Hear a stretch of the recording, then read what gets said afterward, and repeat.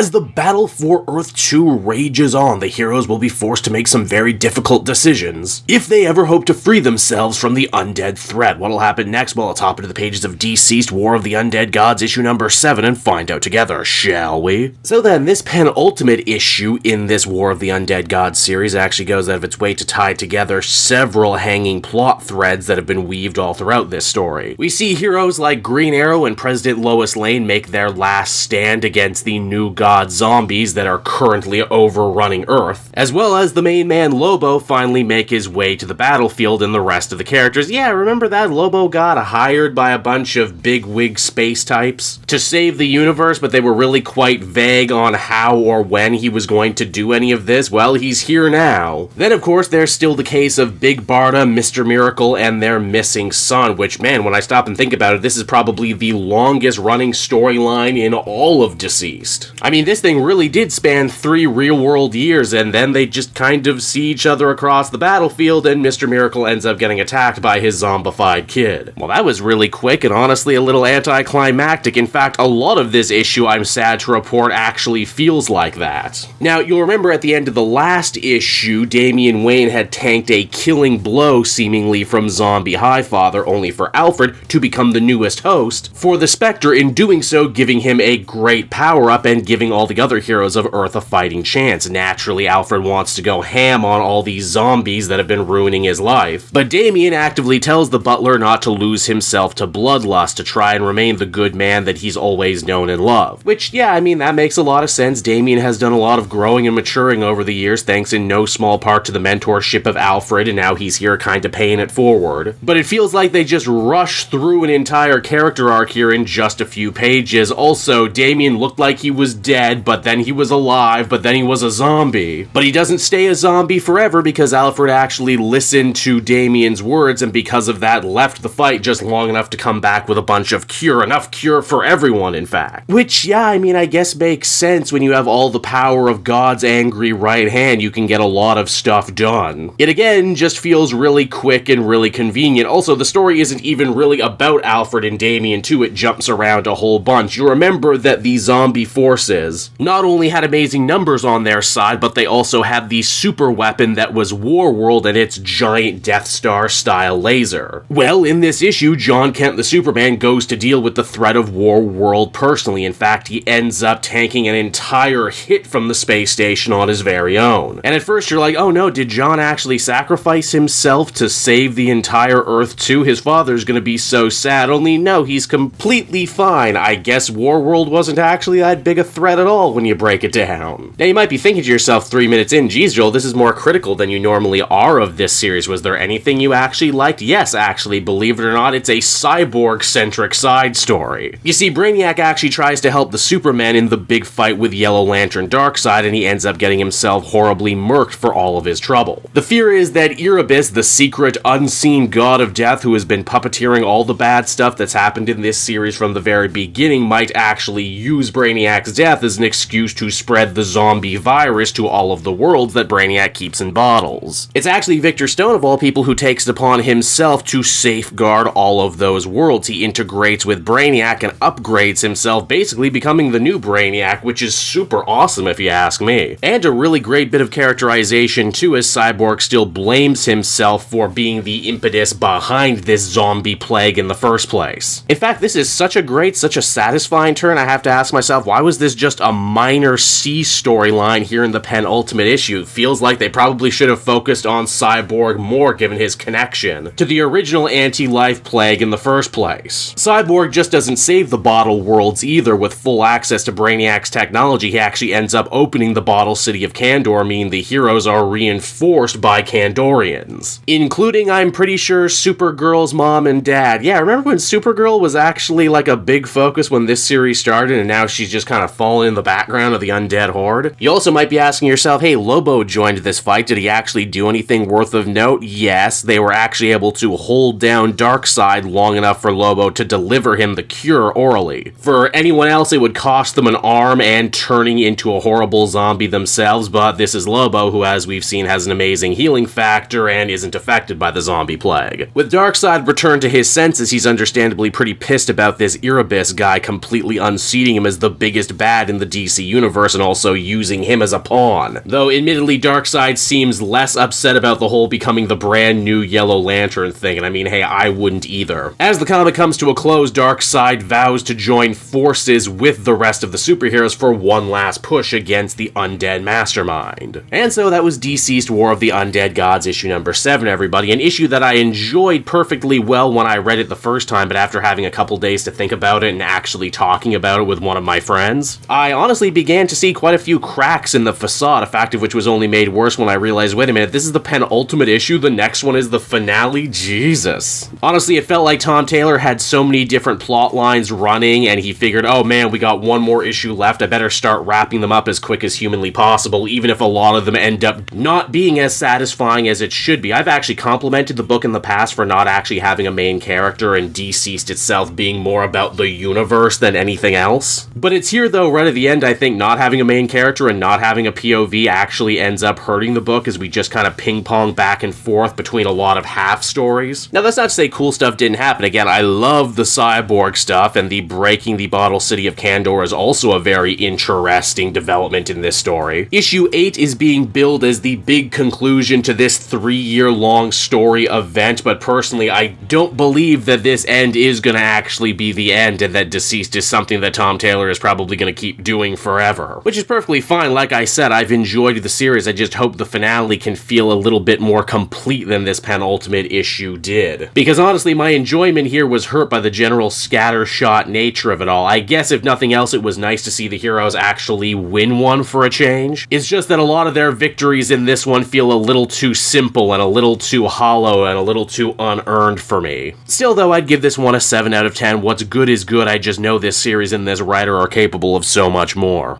Hey there everyone, Cape Joel again, and I want to thank you so much for watching to the end of the video. As always, if you liked what you see, be sure to like, subscribe, comment. It really helps drive engagement and helps me out too. Also, if you are a patron, which you can become for as little as $1 a month, you will get exclusive content that no one else can ever see, and you'll get to see the Comic Multiverse podcast before anyone else too. You can check out all this and more down in the description. And until next time everyone, this has been Cape Joel, and I'll see you all next time. Cheers.